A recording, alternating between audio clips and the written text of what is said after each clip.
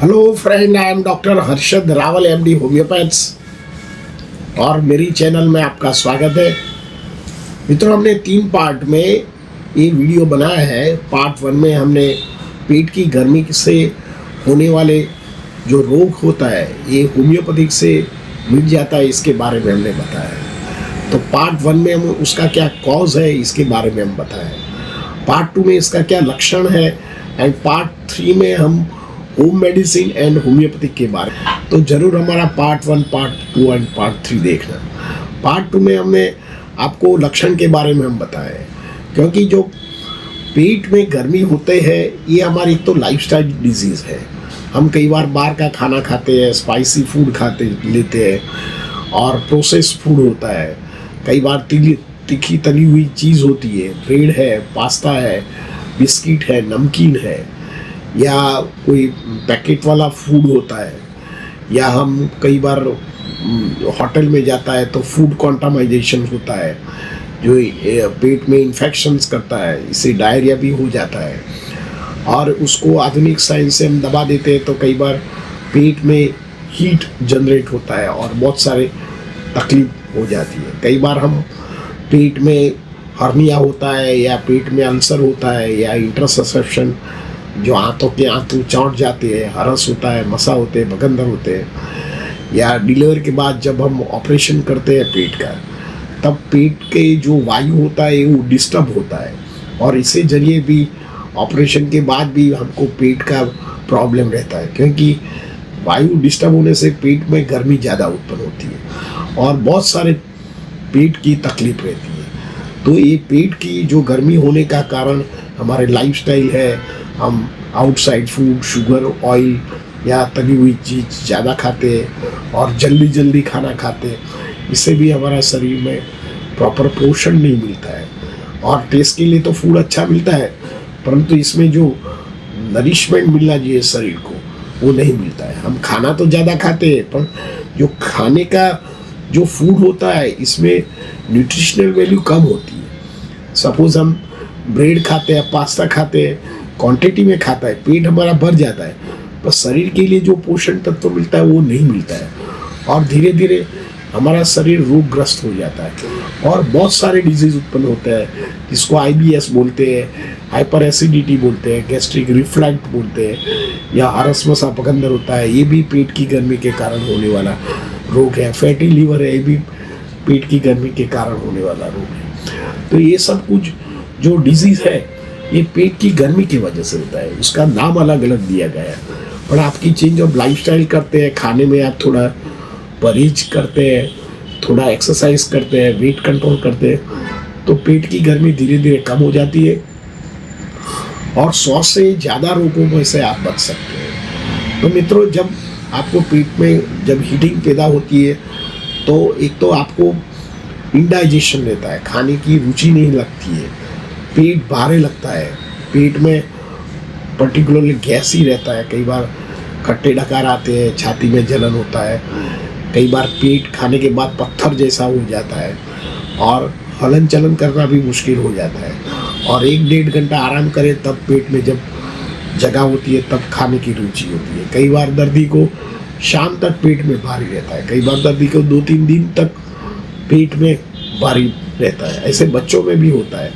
कई बार बच्चे दूध पीने के बाद दोपहर तक खाना नहीं खाते, क्योंकि दूध तो पी लेते हैं, उसके हैबिट प्रॉब्लम। दूध में भी कई बार बहुत एडल्ट्रेशन होता है, माइक्रो प्लास्टिक होता है, तीसरे जरिए यूरिया होता है, तो इससे जरिए भी धीरे धीरे हमारी पाचन प्रणाली अफेक्टेड होती है और दर्दी जब तक ये पॉइजन बॉडी में से डिसॉल्व नहीं होता है तब तक दर्दी को पेट भारी लगता है, हैवीनेस लगता है और पेट में एसिड लगता है, भूखने लगता है। यही कारण है मित्रों।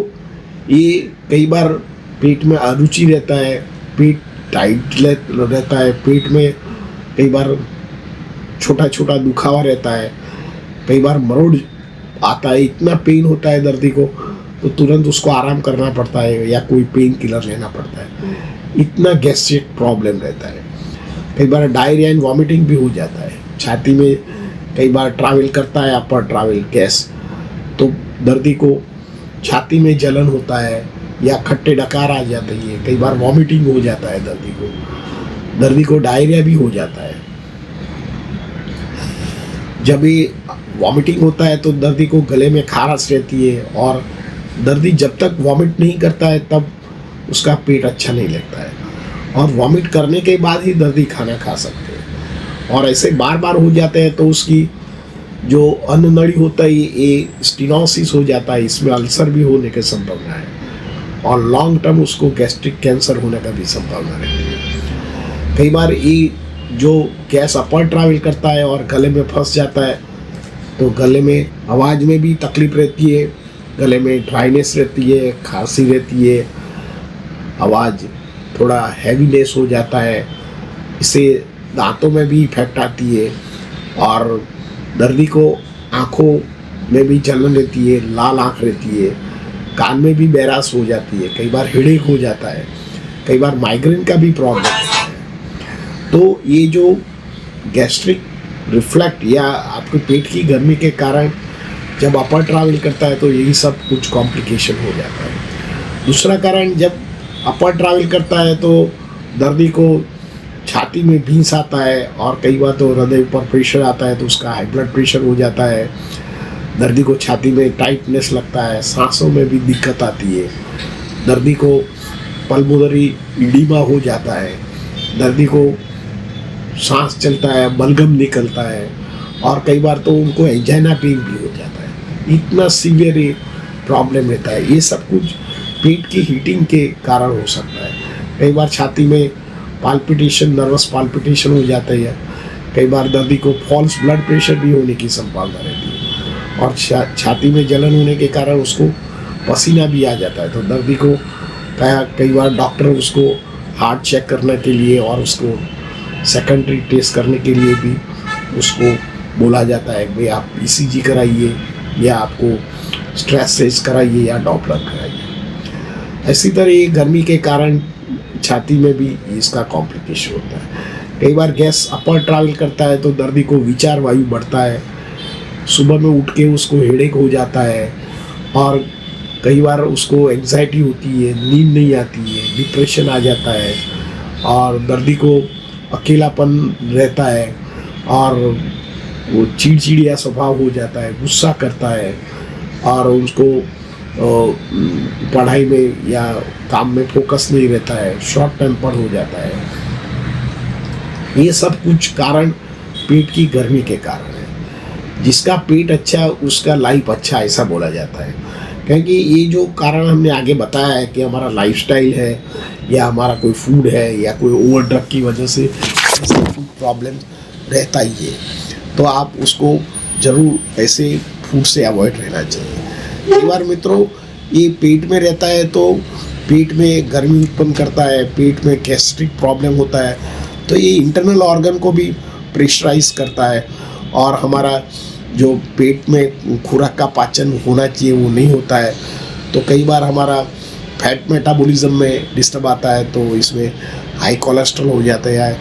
कई बार हमारा यूरिक एसिड बढ़ने का कारण भी ये हमारा जो मेटाबॉलिज्म से ये गैस्ट्रिक वजह से भी हो सकता है, और कई बार ब्लड शुगर भी होने का कारण भी हमारा एक नई खुराक पाचन होने के ही कारण है।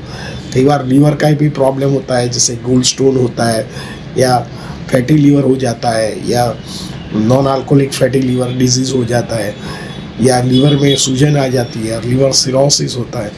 ये सब कुछ कारण हमारा जो पेट की गर्मी होता है, खुराक का पाचन नहीं होता है।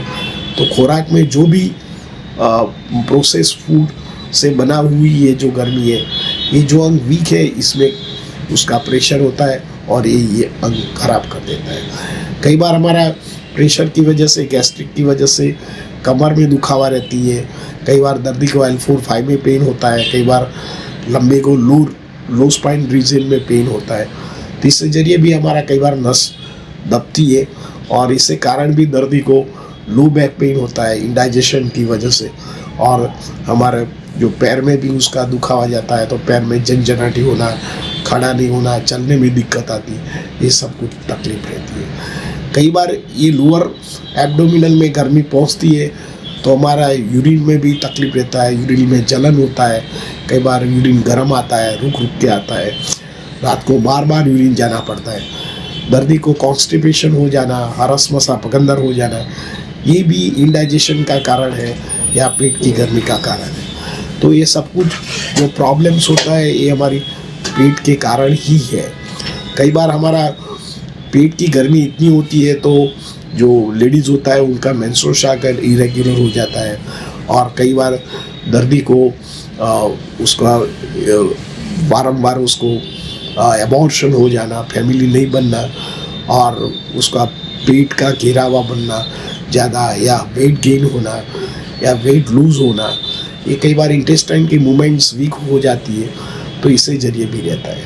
कई बार जो पेट की गर्मी होता है, कोई ऑपरेशन करते हैं, दाखिला के पेट में कोई गांठ हो, या सीजरन सेक्शन के बाद, या रसमसा पगंदर का ऑपरेशन के बाद, या गोल ब्लैडर का कोई ऑपरेशन किया हो इसके बाद, या कई बार आंतड़ा में इंटरसेप्शन हो जाता है, या कई बार आंतड़ा छोटा हो जाता है, स्टेनोसिस हो जाता है, तो इसमें भी ऑपरेशन होता है। तो ऑपरेशन से क्या होता है कि पेट खुला जाता है, तो पेट में जो भी वायु होता है वो डिस्टर्ब हो जाता है। दर्दी ऐसे तो ठीक हो जाता है, पर कई बार पोस्ट ऑपरेटिव के बाद दर्दी को पेट की समस्या ज़्यादा रहती है। ये भी हीटिंग प्रोसेस है। कई बार ज़्यादा आप आधुनिक साइंस की कोई दवा लेते हैं और लॉन्ग टर्म दवा लेते हैं तो दर्दी को कॉन्स्टिपेशन हो जाता है, और कई बार डायरिया भी हो जाता है, कई बार एसिड जैसा डायरिया होता है, कई बार अंदर से वाइट डिस्चार्ज होता है, पंजन कलर का स्टूल हो जाता है। ये सब कुछ पेट की गर्मी के कारण है। तो ये पेट की गर्मी के कारण बहुत सारे डिजीज़ हो सकते हैं, हम आपको गिना नहीं सकते, परंतु ये पेट की गर्मी के कारण ही होता है। आप जितनी आधुनिक साइंस दवा लेते हो इतनी गर्मी ज़्यादा उत्पन्न होती है, और रोग हम मिटाते नहीं है पर रोग दबाते हैं।